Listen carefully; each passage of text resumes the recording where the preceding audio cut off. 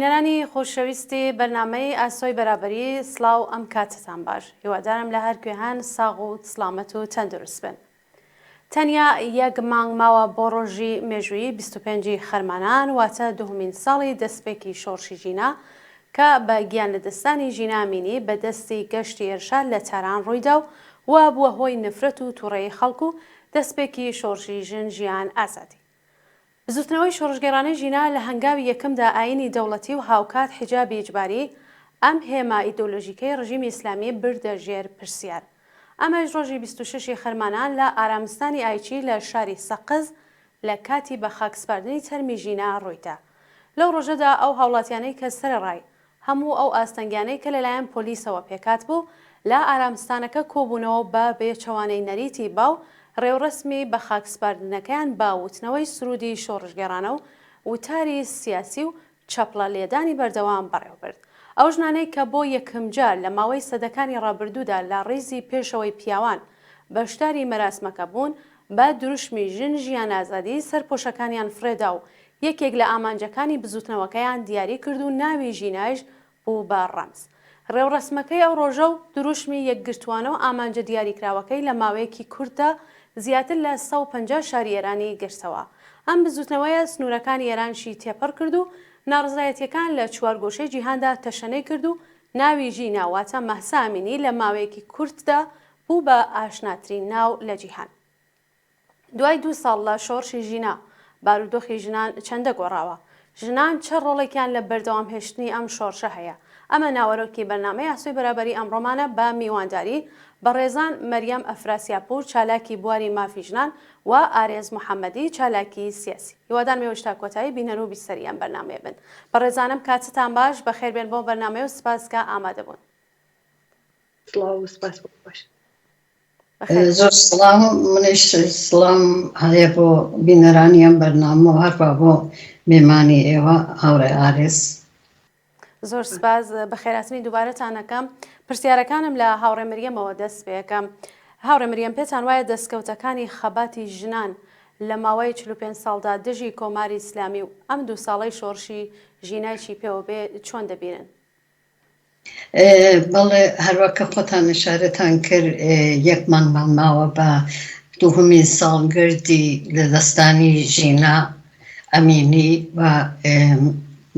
بە دەستکەوتەکانی ئەم بزوتنەوە هەتا ئیسە کۆتایی نەهاتووەوە. هەبە هێشتا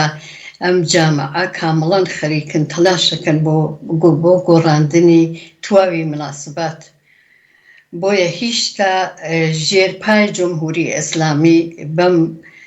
بزوتنەوە بەم شۆڕشی ژینا و هیچتا گەرمە و هیچتا لە توولی ئەم 2 ساڵە شاهدین کە فشارگەلێکی فریان هاوردووە بۆ تەوەسوتی مقاماتی ئەمنیەتی حکوومەت لەسەر فعالین و مردمی متعارض وادارەکەن کە فشار بێنن بۆ بنەماڵەکانی دەستگیر کراوەکان و فعالینی بزوتنەوەی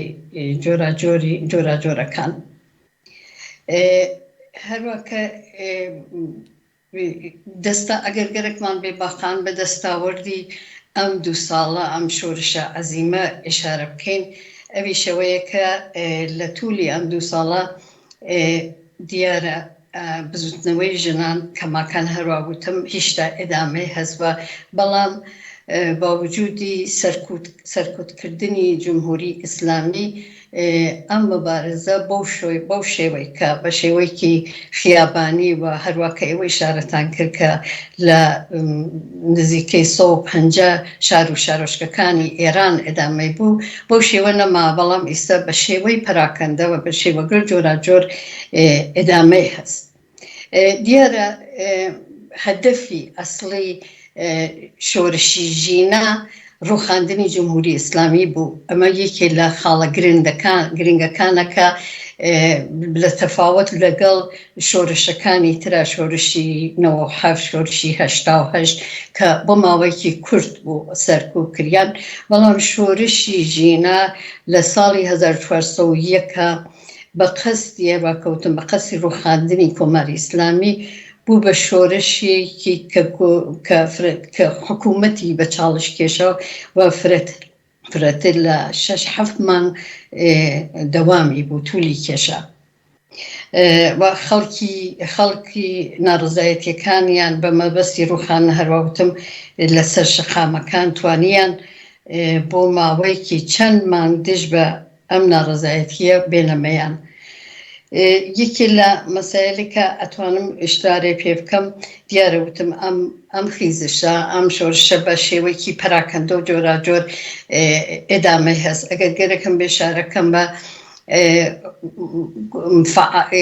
خەباتی بنەماڵی گیان بەخکوڕوان کە یەکێ لەم نمونەگەرێکە کە ئەتوانین ئشارەی پێ بکەین، خەباتی خانەوادەی دەستگیرکراوەکان بە فعالیەتی زیندانیان لە زیندانەکانەوە با وجودی ئەزیەت و ئازاری زۆرێک کە جمهوری ئیسلامی لەسەر ئەوان هەیە، بەڵام ئەوان بە مبارزاتی خۆیان ئێدامەئان. ئەم شۆرشە یەکی لە خاڵەکانی ئەم شۆرشەمە بوو کە فرێک لە جەوان بدوی مبارزاتی اجتماعی گردەبەر بە عنوان نمونە گروهێکە ئەتوانم ئشارێ پێ بکەم مەسلەی هەمجنسگەرایان بوو کە هەمیشە هیچ وەخت لە توولی ئەم 44 ساڵە لە ڕژیمی جمهوری ئیسلامیە و لە مبارزاتی مردم لە ئێرانە باسی نەکریا و یەکێ لە خاڵە گرنگەکان یەکێ لەوانەیە کە ئەتوانم ئشارەی پێ بکەم کە وجودی بووە. بەڵام یەکێ لە تر لەمە ئەم دەستکەوتەکان ئەویشەوە بوو کە بە هەرحاڵ هەرچەند وتم مبارزاتەکە بەو شێوە نەبوو کە تواوی نیرو بێتەمەیان، بەڵام ئێترازاتی کارگەری تا ڕادێک وجودی بوو، بە تایبەت ئێترازات لە کارخانەی پێتروشیمی و هەفتەپە، بەڵام متاسفانە بە دلیلی سەرکوتکردنی ئەوان کە نەیانتوانی ئەوانش ئێتساباتی خۆیان دامە بن، بەڵام ئەمە یەکێ لە پشتیوانیەکانی بوو کە تەبەقەی کارگەر لە شۆرشی ژینای کرد. معلمان و فعالیەتی معلمان و پشتیبانی ئەوان بە سوورەتی هەرچەند بە سوورەتێکی زۆر فعال نەبوو، بەڵام بە سوورەتی دانی ئیطلاعیە و پشتیبانیکردن لە شۆرشی ژینا بوو. ئەمانە دەستکەوتەکانیە کە ئەتوانین ئشارەی پێ بکەین لە ئەم شۆرشە. بەڵام من حەزەکەم ئشارەکەم بە شتێک یەکی لە نمونەگەلێک کە ئەتوانین وەکەم شۆرشە چاوی لێ بکەین، ئەویش مختاری مقایسا کردیە بە تەک شۆرشێک لە فەرەنسا کردە بۆ لابردنی تزار، بەڵام متاسفانە ئەویش بە نابودبوونی تزار نەبوو، بەڵام ئیسێش وەکو شۆرش باسی لێکەن. شۆرشێک لە هێستانە کردە، ئەویش هەروە چەند ڕۆژی توولی خایان، بەڵام ئەویش هەروەکو شۆرش باسیەکەن. من پێم وایە شۆرشی ژینە ها لەو دەستا کە ها لەو میزانە کە وەکو ئینقلابێ وەکو شۆرشێک ئەتوانین ئشارەی پێ بکەین. بە هەرحاڵ وتم ئەگەگەرەکمان بێ بە فرێک لە نمونونەکان ئشارە بکەین زۆرە لە توولی ئەم 2 ساڵە، بەڵام یەکێتر لە نمونونەکانی ئەوەیشەوە بوو کە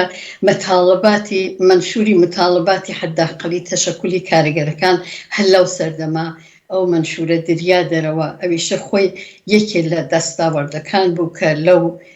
شۆرشە بوو. و هەروەها بەرخلافی ئەوەی کە تەحلیلگەلێ ئەدریا کە جنبش لە لەحاز اجتماعی و فراگیر نەبوو، بەڵام دیارە هەروە کەوتم تواوی ئەو ئێترازاتە بە پشتیوانی تواوی خەڵکی ئێرانی لە پشت نەبوو، بەڵام باوجودی ئەوە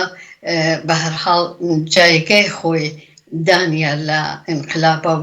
و کەماکان ئەتوانین وەکو واقعان ئینقلابێکە کە مەسئلەی ژنی هاورد کردیە مەسئلەی جامعە ئەوە زۆر مهمە. شعاری ژن ژیان ئازادی وای کرد کە جمهوری ئیسلامی بە هیچ عنوانێ ئیتر نەتوانێت لە مقابڵی ئەوە بە سوورەتێکی واقع دیارە سەرکوبی کرد، بەڵام کەماکان ئائیسش وەکو بەڵام وحشەتێکە بۆ جمهوری ئیسلامی کە ئەم خیزشە ئەم انقلابە خۆشبەختانە کەماکان ئدامەی هەست. دوای لە بەحسەکانی تراتوانین بە کەم و کۆڕیەکانیش ئشارە بکەین. بەڵێ زۆر سپاس هاوڕێ مەریەم. هاوڕێ ئارێز، هاوڕێ مەریەم ئیشارەی کرد بە کولی بارودۆخی ئێستای ئێران و ئەو 2 ساڵەی کە لە شۆڕشی ژینا گوزراوە. ئیشارەیەکی کرد بەوەی کە ژنان چه ڕۆڵێکیان بۆ. پێم خۆشە ئێوە ئەوە باسکەن ڕۆڵی ژنان لە بەردەوام هێشتنی ئەم شۆڕشە تا ئێستا چی بووە؟ خوێندنەوەتان چیەوە؟ زۆر سپاس بۆ هاوڕێ مەریەمیش. من لە کۆتایی قسەکان لە خۆت بەگشتی لە کوێ قسەکانی هاوڕێ مەریەمە کە هەم دەستکەوتم پێم خۆشە کە قسەیەکی هەنەئانەت لەرە باس کەمەویژەوەسە کە دەڵێ هەموو شۆڕشەکان هەر شۆڕشێک بۆ داوێکی سیاسیە بۆ ئەوەی کە ئێمە وەکو تاک ببەستێتەوە بە دەستپێک بە ئاغاز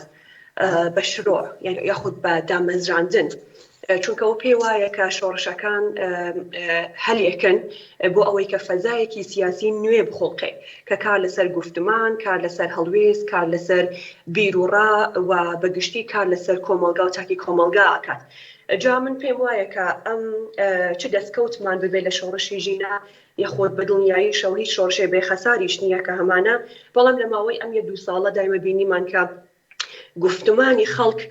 گۆڕاوە، هەڵوێستی خەڵک گۆڕاوە و ئەمە یەکەمانەیەکی تەواوەتیەدا بە شۆڕشەکە و پێمان دەڵێ شۆڕشەکە هێشتا بەردەوامە. ئەگەر هێشتاکەش تاکو ئەم دەقێمە بە نەتیجەیەکی کامەڵ نەگەشت بێتین، هەروەک هاوڕێ مریەمیش باسی لێ کرد بخانی ئەو ڕژیمە و جێگوزینکردنی سیاسەتێکی نوێی یاخود دامەزرانی سیاسەتێکی نوێی مافخوازانە و ئینسانی بێت. لەبارەی ئەوەی کە ژنان چه دەورێکیان گێڕاوە لەوەی کە بەرحەڵە بزوتنەوە یاخود ئەم شۆڕشە تاکو ئێستا بەردەوامێت، پێم خۆشە کە بڵێم من شۆڕشە دەقات بە شۆڕش ناو دەبم، هەرچەند کەسانێکی دیکە هەن ئەوان با بزوتنەوە هێشتاکە ناوی دەبن و پێیان وایە کە هێشتاکە نەگەشتە خۆناتێکی شۆڕش، بەڵام من بە پێشەوانەوە پێم وایە کە شۆڕشە ئەویش بەپێی ئەو پێناسە جۆرە کە کراوە و بینیومانە و هەڵوێستی خەڵک لە دوای 2 ساڵ لە ژێر سێبەری ڕژیمکی تۆتالیتەرایی بینین، بێگومان من پێم وایە کە ئەتوانێت ناوێکی تەواوەتی وەکو شۆڕش هەبێت. ئەوەی کە ژنان چۆن بەردەوامیان پێدا بە دڵنیاییەوە چۆن دەستپێکیشی بوو، هەروەکو ئەوەی کە باسی لێوەکراوەکو دەبینین کە شۆڕشی زۆر کەس وەکو شۆڕشی ژن ناوی دەبات، شۆڕشی فێمینیستی ناوی دەبات، یاخۆ شۆڕشێکی یا وەکو شۆڕشی گەلانی ئێران ناوی دەبات، بەڵام من هەمیشە خۆم لەوە بواردووە و هەوڵیشم داوە کە بڵێم هەوڵ نەدەین کە ئێمە بە ناوی شۆڕشی گەلانی ئێرانەوە ئەوە ون بکەین کە بە شۆڕشی ژنانە شۆڕشێکی فێمینیستیشە هەڵکات، چونکە بەرحاڵە دەگەرێکمان بفقەت بڵێن شۆڕشێکی ئێران بێگومان نە هەنگاوەکانی ژنان، نە دەستکەوتەکانی ژنان، نە پێشەوە بوونی خودی ئەم ژنان کە هاوڕێگوڵناتیش لەوەڵەوە باسی لێ کرد ئیتر نابینرێت و ئێمە ناتوانین بەڕاستی مەجاروان پێ نادرێت کە باسی لێواکەین. ژنان لە شۆڕشی ژنجیان ئازادی دەورێکی یەکجار باشیان گێڕا، ئەڵبەتە ئەمە یەکەم جاریش نییە لە ڕێپێوانەکان لە ناڕەزایەتیەکانی ساڵانی پێش و لە خۆناغە جۆراجۆرەکانیش بە هەمان شێوە ژنان هەر لە سەفی پێشەوەدا بوون، بەڵام ئەم جارە زۆر جیاوازتر بوو چونکە ئەم شۆڕشە هەڵگیری دروشمێک بوو بە ناوی ژنجیان ئازادی کە خواستی بەرحاڵ بەرابەری و یەکسانیەتی هەمەلایەنا و تایبەتی لەسەر پرسی یەکسانی و پرسی جەندەر هێنایە ئاراوەکە بێگومان ژنان بوونە ئاڵا هەڵگیری سەرەکی ئەم دروشمە و لە ئەوەڵەوە تاکو ئەمڕۆ تێدا بەردەوام بوون، نەکرد بەردەوام بوون باجێکی یەکجار زۆریشیان داوە ئەوە کابینین کچە لە دەست بەسەرکردن چە لە حکمی ئێدامەکان کە ئێستا شەهر بەرحاڵ ئەیبینین. پێم خۆشەکە ئاماژەیان پێ بکەم زۆر ناو هەن، بەڵام وەکو حکمی تازەکە دوێنێ هاتە دەرەوە دیسانەوە بۆ موژگانی کاوسی یاخود ژینا مۆدەڕس کورجی یاخود سۆلمازی حەسەنزادە یا بەداخەوە ئەو حکمی نائازڵان و نائینسانیە کە بەسەر گولیشە پەخشان و شەریفەدا هاتووە، ئەوانە نیشاندەری ئەوەن کە بەڕاستی ئەم شۆڕشە بێبەری نییە لە بەشداری و بەردەوامی ژنان. بەڵام جەنازام لە پرسیارەکانی پێشوایە مەجاری ئەو هەیە باس بکرێت یان نا، بەڵام ئاماژە بەوەش بکەم کە بەرحاڵ ژنان نەک تەنها وەکو فیزیکەن بەشداری ئەوەن کە لە ڕێپێوانەکانە بەشدارن، بەڵکو لە بواری بیرکردنەوە لە بواری هزریشەوە من پێم وایە پێشکەوتنێکی یەکجار جیاوازتر و تایبەتتری ئەم جارە بەخۆی بینیوە، چونکە ڕادیکاڵان یعنی خاوەنی گفتمانێکی ڕادیکاڵانن کە خۆیان لەو پێناسە یاخود لەو گفتمانەدا پیا کردووە. یەکێکیشی ئەوەسە کە یعنی بە تایبەتی ئەگەر من گەرەکم بێت باس لە ژنی کورتکەم لێرەدا تایبەتی بڵێم، ئەوش بە خاطر ئەوەیە کە بەرحاڵ بەپێی ئەو فەزا سیاسی و ئەمنیەتی کە تایبەت بەسەر کوردستان و بەرحاڵ ژنی کوردیشا هەیە، من پێم وایە کە لەم شۆڕشە هەوڵیدا کە هەم یەکگرتووی خۆی ڕاگرێت لەگەڵ چینەکانی خوارەوەی جامعە لەگەڵ نەتەوە بردستەکانی دیکە و هاوگاتیش هەڵا هەڵگری پرسی تایبەتی خۆی بوو کە ئەویش مافوازی و وازی خۆی بوو کە ئەمە من پێم وایە کە تاسو ئەمڕۆ هەم بەردەوامی پێداوە هەم باجی بۆ داوە و من پێم وایە هێشتاکەش ڕێگەیەکی درو درێژیشمان لەبەرداوە. بەڵێ زۆر سپاس هاوڕێیارێ، زۆر سپاس دەکەم. هاوڕێ مریەم، سەرڕای هەمووی ئەو قسانەی کە ئێوە هاوڕێیارێ سکردان چ لەسەر ڕۆڵ و نەخشی ژنان، ئەگەر بینە سەر بارودۆخی ژنان، ئەو گوشارانە کە کۆماری ئیسلامی هەڕۆژە بۆ سەر ژنان زیادی ئەکات، ئێستا ئەو بارودۆخە چۆنە بینن؟ ئایا بارودۆخیان بەرەو باشتر بوون چووە؟ من پێم وایە هەروە کە هاوڕێیارێزیش ئشارەی پێ کرد، دیارە ئاستی ئاگاهی ژنان ئیساها لە سەتحێکی ترا و مبارزاتیان ها لە سەتحێکی ترا، جا هەر بۆنە و هەروە کە هاوڕێیارێز ئشارەی پێ کرد، نمونەی خودی ئەم مەسلەی ئیعدام بۆ ژنگل ئەبڕێتەوە، نمونەی ئەوەی کە فرێک لە ژنانی سیاسی ئائیسە لە گۆشەی زیندانەکانە هەن، ئەمانە هەمووی من پێم وابێ کە وایە کە بارودۆخی ژنان ها لە سەتحێکا کە تەغییری کردگە. دیارە من حەزەکەم بەوەش ئشتارە بکەم، خودی مبارزاتی ژنان بە تایبەت عەلەیهی حجاب هەر لە بەسەرهاتنی جمهوری ئیسلامی لە ئینقلابی 57 و دەستی پێ کردووە. ئەو بارودۆخەوەی کە بەڵام من پێم وایە لە شۆڕشی ژینا تواوی ئەو زۆڵم و زۆرانەی کە لەسەر ژن بوو و ژن لە قانونی جمهوری ئیسلامیە هیچ بوونە مافێکی نەبوو و مەسئلەی حجابی ئیجباری لە شۆڕشی ژینا تەقیەوە ئەم مبارزاتە، ئەم وەزعیەتی ژنانە و ژیان من پێم وابێ ئەلئان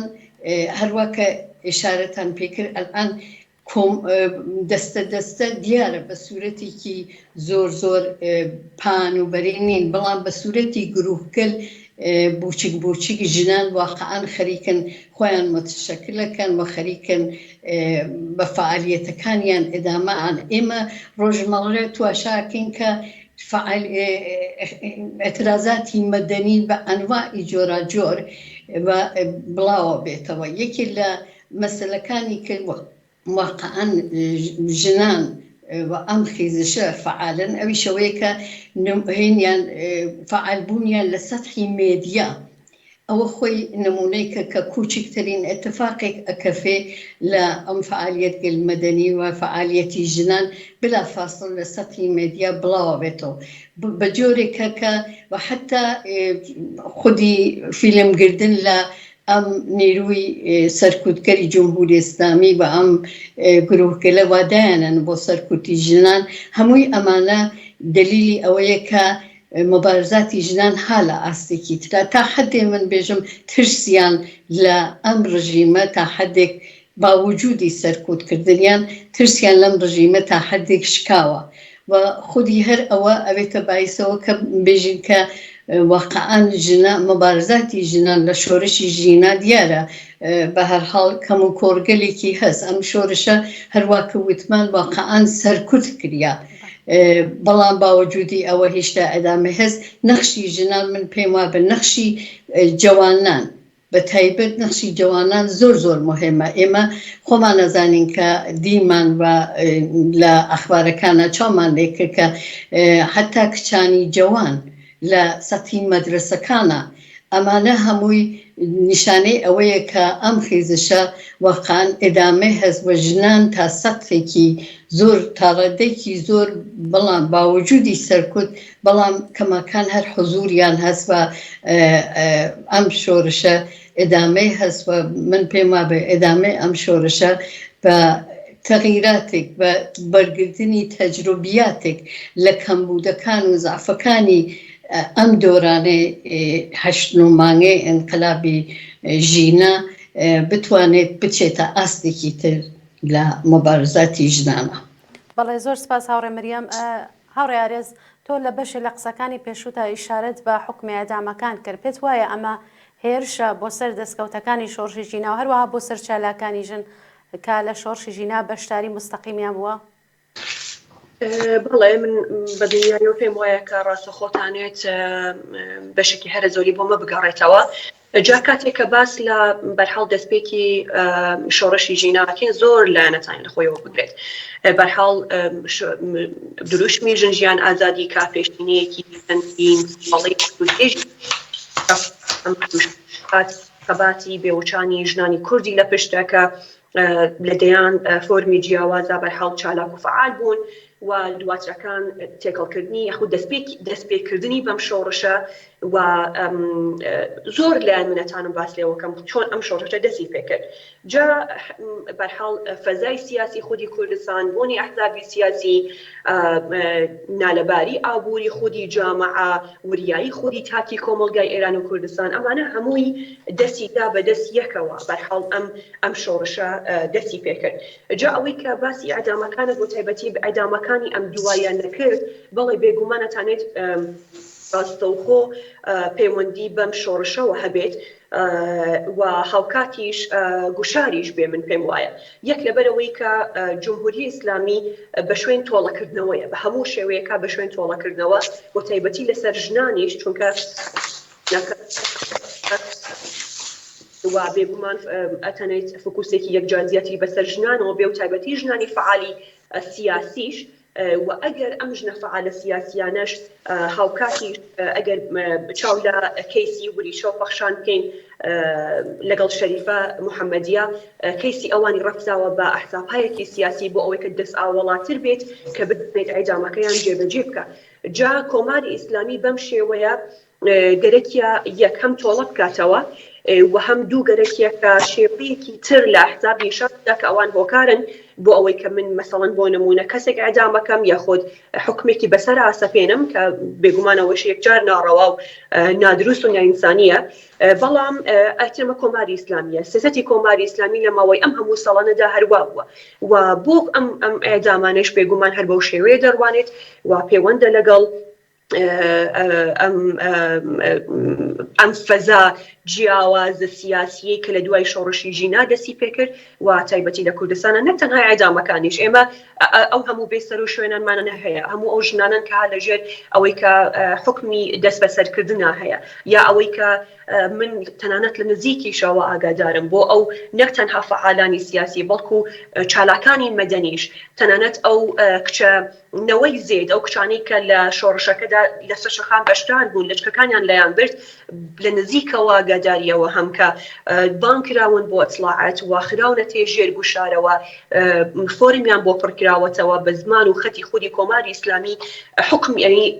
شتیان بۆ داڕێژراوە کەیسیان بۆ دروستکراوە و ناچاریان کردن کە ئەمان ئیمزایکەن لە ئەگەری دووبارە بوونەوەیدا ئەوان حکمەکەیان جێبەجێکەن و ئەمە ترساندنی کۆمەلگایە چە بە شێوەی ئێدام چە بە شێوەی دەست بەسەرکردن چە بە شێوەی بانکردن هەڕەشەکردن سوکایەتیکردن هەموو ئەمانە ترسێکە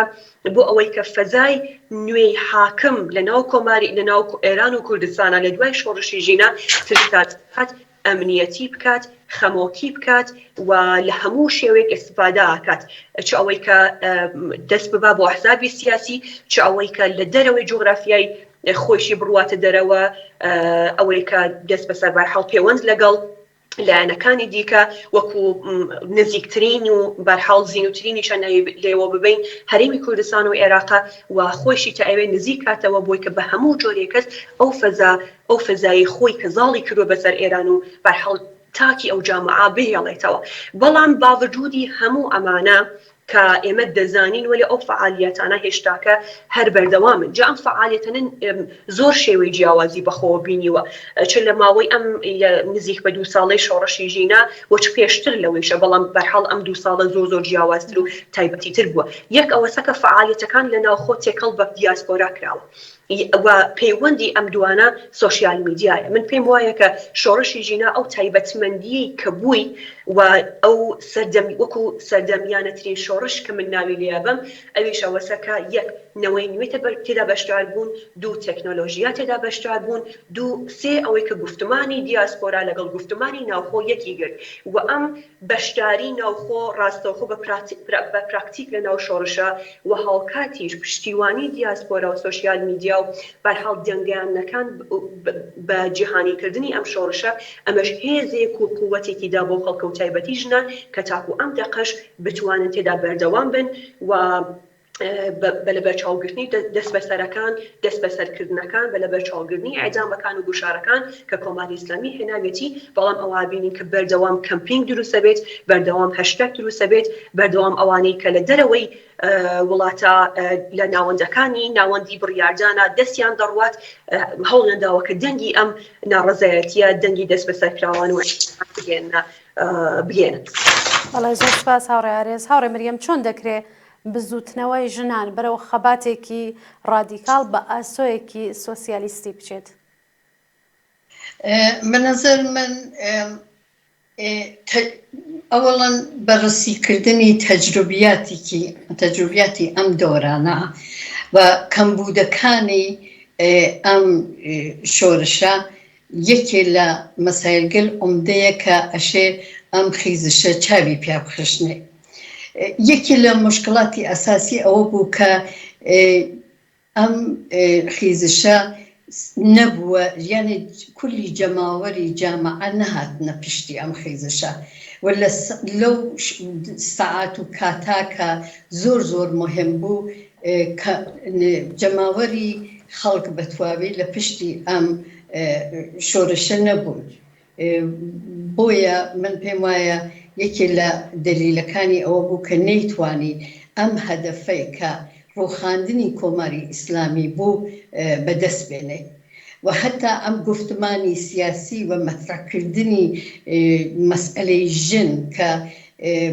دیارە هەروە کە ئشارەم کرد لە قەبلەنی شابووگە، بەڵام ئەم گفتمانە زۆر فەرقی کرد، یعنی فەرقی کرد کە بوو بە بەدیلێ لە مەقابڵی ڕژیمی جمهوری ئیسلامی و کە نەیتوانی واقعاً ئەو جۆرەوە باید دووشایەتە باوجودی خەفەخان و سەرکوب، بەڵام ئەدامەی ئەم خیزشە نەیتوانی لە بینی بووە. ئەوە یەکێ لە مەسئلەی تریش کە من حەزەکەم ئشارەی پێ بکەم ئەبێ بزوتنەوەی ژنان خۆی قەوی بکاتەوە، یعنی بزوتنەوەی ژنان لەو حاڵەتی پەراکەندگیە بێتە دەرەوە بتوانێت بێتە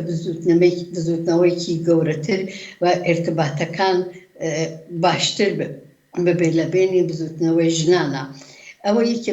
مەسەلەی تریشی کە هەروە کە ئشارەت کردبووەی کە ئێمە بێتە ئەم خیزشە بێتە خیزشێکی ڕادیکاڵ. دیارە مەسەلەی حەجاب مەسئلەیەکی عومدەیە،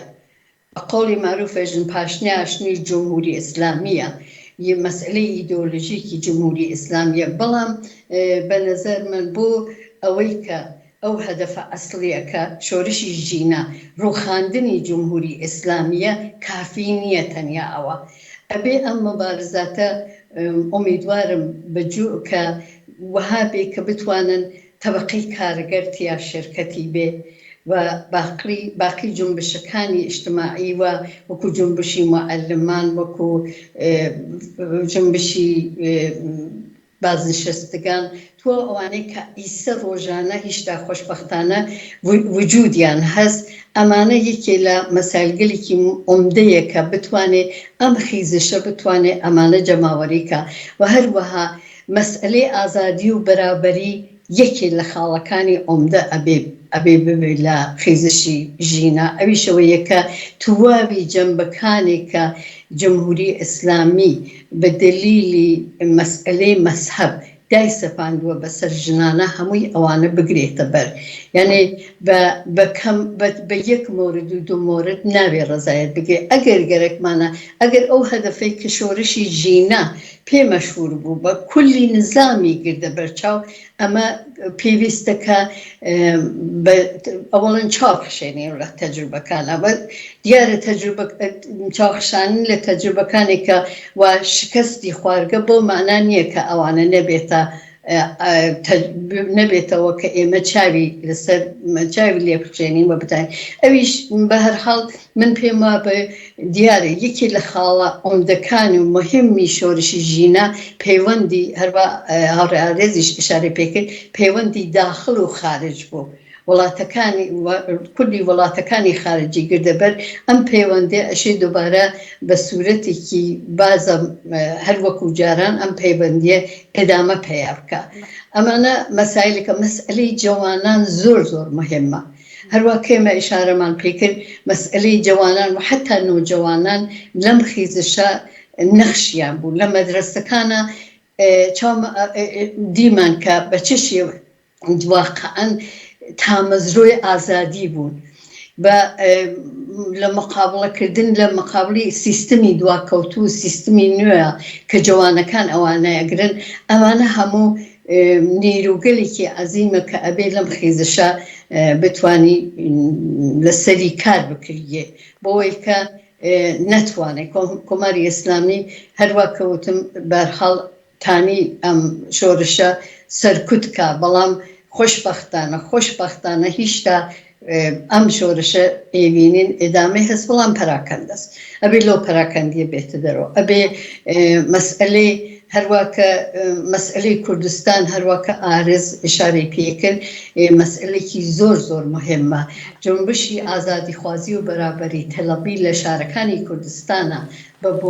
بوونی ئەحزابی سیاسی لە شارەکانە کوردستانە هەر ڕیشەی خۆی هەست و ڕیشەکانی ماگە کە ئەمانە ئەبێ هەمووی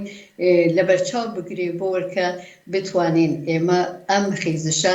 بە ئەو ئەهدافەی ئەساسی خۆیەوە ڕووخاندنی کۆماری جمهوری ئیسلامیە بە نەتیجە بگەین. بەڵێ هاوڕێ ئارێزێوە ڕاتان چییە لەسەر ئەو پرسیارەی کە لە هاوڕێ مەریەم کرد؟ سپاس لە پرسیارەکەیتەوە هەوا ڕوونکردنەوەکەی هاوڕێ مەریەمیش من پێم وایە دەبێت دانیشین ئەم شۆڕشە خەسارناسی و بەرحاڵ دەستکەوتناسی بۆ بکەین بزانین دەستکەوتەکانی چی بوون خەسارەکانی چی بوون من پێم وایە دەبێت ڕوانینێکی کۆمەڵ ناسانە ڕەفتار ناسانە و دەروون ناسانەمان بۆ ئەو جامعە هەبێت بۆچی چونکە وەکو هاوڕێ مەریەم باسی لێوە کرد ئەم شۆڕشێک بوو کە هەموو ویلایەتە بەشدار بوو لە نەوەیت لە مناڵان لە کچانی قوتابخانە لە حزابەکان لە خەڵکی کرێکار و هەژار لە ژنانێک کە وەکو ژنانی بەلوچ وەکو بەشێک لە شارەکانی کوردستان کە هەتاکو ئەو دەقە سەریان دەرنەهێنا بوو لە ماڵەکەی خۆیانە هاتنە ناو خیابان بۆیە ئەمە دەبێت بەڕاستی لە زۆر نیگاوە و تۆ دانیشی ئانالیزی بکەیت جا ئەو کاتە توانین دەستکەوتەکانی و خەسارەکانی ببینین من پێم وایە ئەمە هەم دەستکەوتی باشمان بوو چکە لە ئەوڵیشوە لە کولی بەحسەکانە باسمان لێوە کرد گفتمانی کۆمەلگا گۆڕیا یاخۆت بەرەو باشتر بوون چوو بوێریەکی زیاتری پێوە بینریە ژنان جۆرێکی تر ئیسە ڕەفتارەکەن پرسی کویرەکان پرسی جێندەر شێوەیەکی تری بەخۆ بینیوە پرسیینەتەوەکان هاتەتە ئاراوە بەگشتی من ئەتوانم بڵێم ڕوانینێکی فێمینیزمی ئینتەرسێکشناڵانە بووە کە زۆر لایەن ئێمە ئەم شۆڕشە لە خۆیەوە بینیوە و بەشێکیشی ئەوە بووە کە باسی بەرحاڵ شوناسخوازانە بووە یعنی بە تایبەتی ژنان زۆر هەوڵیان داوە کە لە ڕوانگەیەکی شوناسخوازانەوە بۆ ئەم شۆڕشە بڕوانن چ لە بواری نەتەوەوە چ لە بواری جنسەوە چ لە بواری تەبەقەوە یاخۆ لە زۆر بواری دیکەوە بتوانن خۆیان لەم شۆڕشە ببینەوە خۆیان باسکەن خۆیان تعریفکەن و لەم تعریفانە و لەم باسانە یەکگرتووی دروستکەن یاخود نایەکگرتووی دروستکەن یاخود دەستکەوت بەدەستێنن یاخود هاوکار خەسارێکیش بێن ناراو جا من پێم وایە کە دەستکەوتەکان بەڕاستی ئەو گفتمانە نوێیە کە تاکو ئیمڕۆ ئێمە بینیومانە و من پێم وایە هەرگیزیش پاشەکشە ناکات چونکە شۆڕشێکی گفتمانی شۆڕشێکی هزری و فکری کە جێ بخرێ لە ناو کۆمەڵگادا ئەوەیە کە دەتوانێت تەزمینی ئەوە بکە کە سەوزی ڕۆژ ئەو شۆڕشە دەتوانێت سەرکەوێت و هەرچەند توولانی و هەرچەند بەرحاڵ زمانی زۆر ببە. خەسارەکانی یەکجار گرنگە کە بوێرانە بمانەوێت کە دەست خەینە سەر خەسارەکان. خەسارەکان زۆر گرنگ بوو. باسی هاوڕێ مریەم باسی ئەو یەکگرتنی یەخود بزوتنەوەی ژنانی کرد کە دەبێت نایەکگرتوویەک ئێستا هەیە و دەبێت ئەو یەکگرتوویە ببێ. منیش پێم وایە کە بزوتنەوەی ژنان یەکێکە لەو خاڵانەی کە ئەگەر یەکگرتوویەکی باش بەخۆ ببینێت دەتوانێت لە خەسارە و بمان با بۆ دەستکەوت. بەڵام ئەمە لە حاڵێکایە کە ئێمە بتوانین کە بزوتنەوەکەمان تێکەڵ بە گفتمانێکی هاوبەشی دروستی مافوازانە بکەین. بەڵام بەداخەوە تا ئێستا وا نەبووە. تەنانەت ئێمەی چەپیش کە هەین ئەگەر هەوڵت داوەیە گفتمانێک لەگەڵ چەپێکی ئێرانیا دروستکەی ئەوێنی ئەستا ئاسمان زۆر زۆر جیاوازە. این تەنانەت ناومید تەکە. چەپێکی ئێرانیش ناومید تەکە. بزوتنەوەی ژنانێکی تەنانەت ناومیدت دەکا. یعنی وای لێ دێت کە ئەوەن ناوەند محوەرانە یەخود ناوەند دیدگاهێکی ناوەندیان هەیە کە ئەگەر دەڕیتە گفتمان لەگەڵیان وەک دەتەوێت کارێکی هاوبەشکەی دیسانەوە تۆ لە خوارەوە خۆتە بینی. و من پێم وایە کە ئیتر کاتی ئەوەیە کە بڵێم نایتر تەواو یعنی تۆ لە قۆناغێکای کە من پێم وایە کە نابێت مل بدەیت بۆ جۆرە ڕەفتارانە. لە کاتێکا کە بزوتنەوەکانی دنیا باس لە شناسەکەن باس لە بەرحاڵ بوونتەکەن من هەم بوونم هەیە بە هەموو شێوەیە ئەو جۆرەی کە خۆم پێناسی خۆمەکەم. بەڵام متاسفانە ئەمە هەتاکو ئێستا لەناو ئێرانە ئەمە ڕووی نەداوە. بەڵام خۆشبەختانش هەوکات لەناو چینە خوارەکانی جامعە لەناو بزوتنەوە یەخود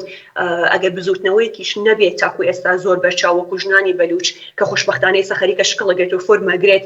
هەیە ئەو یەکگرتوویە باشە بووە. ئەویش بە شێوەیە کە سیمیناری هاوبەشیان گرتووە ڕێپێوانی هاوبەشیان گرتووە لایڤی یەخود سپیسی تویتر و لایڤی ئینستاگرامی هاوبەشیان گرتووە و ئەم پرسانە خەریکن تێکەڵەکن و شکڵی پێوادەن. و منیشی واخوازم کە ئەم بەشەش چارەسەر ببێت. بەشێکی دیکەشی ئەوەسەکە من بەشێکی لە خەسارناسیەکە دەگەڕێمەوە بۆ حیزبەکان بە لە بەرچاوگرتنی ئەوەی کە من پێم وایە کە فەزای سیاسی حاکمی کوردستان لە ئێرانە بوونی یعنی بێبەری نیە لە بوونی ئەحزابی سیاسی کە ساڵها چالاکیان کردووە. بەڵام هاوکاتیش من پێم وایە کە ئەوانیش بێبەش نەبوون لەوەی کە ئەم شۆڕشە تاکو ئێستا ئاوە